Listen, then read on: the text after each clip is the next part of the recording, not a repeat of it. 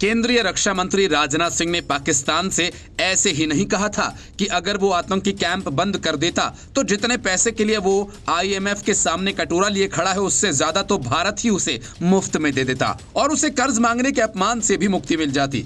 राजनाथ सिंह के कहने के पीछे पाकिस्तान के हालात हैं, जिसे एक तरह से IMF ने अंतिम बार कर्ज दिया है, लेकिन इस कर्ज को हासिल करने के लिए पाकिस्तान के लोगों को जितना चुकाना होगा उसकी कल्पना करना आसान नहीं है। कर्ज हासिल करने के लिए पाकिस्तान अपने 1.5 लाख लोगों को नौकरी से बाहर करेगा, मतलब 1.5 लाख परिवार सड़क पर आ जाएंगे। और इतना ही नहीं, पाकिस्तान सरकार को अपने 6 मंत्रालय भी बंद करने होंगे।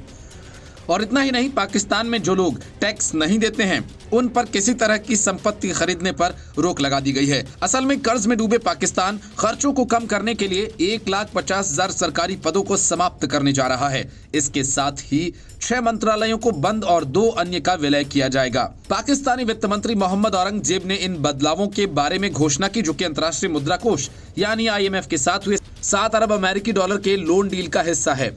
पाकिस्तानी वित्त मंत्री ने कहा कि IMF के साथ एक कार्यक्रम को अंतिम रूप दिया गया जो पाकिस्तान के लिए आखिरी लोन कार्यक्रम होगा। IMF ने इसी 26 सितंबर को पाकिस्तान के लिए 7 अरब डॉलर के सहायता पैकेज को मंजूरी दी थी। IMF कर्ज की पहली किश्त के रूप में 1 अरब डॉलर जारी किए हैं। पाकिस्तान सरकार ने कर्ज के बदले सुधारों का वादा किया है, जिसमें खर्च की कटौती, टैक्स, GDP अनुपात बढ़ाने, कृषि और रियल एस्टेट जैसे गैर पारंपरिक क्षेत्रों पर कर लगाने, सब्सिडी को कम करना शामिल है। पाकिस्तानी वित्त मंत्री ने कहा कि हमें अपनी नीतियों को लागू करने की आवश्यकता है ताकि ये साबित हो सके कि ये अंतिम कार्यक्रम है। उन्होंने ये भी कहा, मंत्रालयों के भीतर सही आकार तय करने का काम चल रहा है। 6 मंत्रालयों को बंद करने का फैसला लागू किया जाना है, जबकि 2 मंत्रालयों का विलय होगा।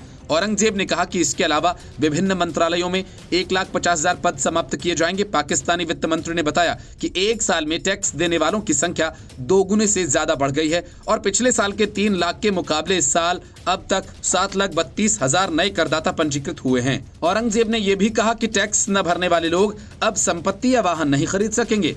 मंत्री ने दावा किया कि पाकिस्तान की अर्थव्यवस्था में सुधार हो रहा है और ये सही दिशा में आगे बढ़ रही है। उन्होंने कहा कि देश का विदेशी मुद्रा भंडार उच्चतम स्तर पर पहुंच गया है।